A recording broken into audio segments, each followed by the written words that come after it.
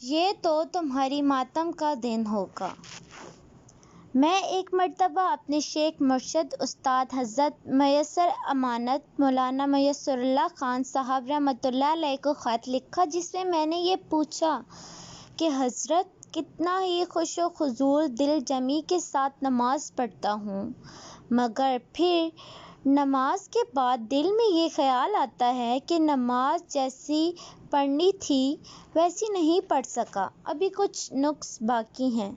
تو حضرت نے بہت ہی عجیب جواب لکھا، جس میں یہ فرمایا کہ یہ خیال تو ٹھیک ہے، اور جس کا یہ خیال کر لیا تو آج سے نماز کمائے حقہ ادا کی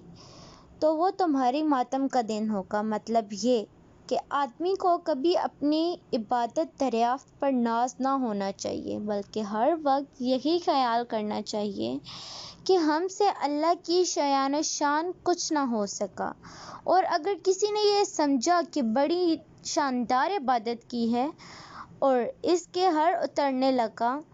اور بڑائی کرنے لگا تو یہ اس کے لیے رسوائی کا سبب ہے، یعنی یہ تو تمہارے ماتم کا دن ہوگا۔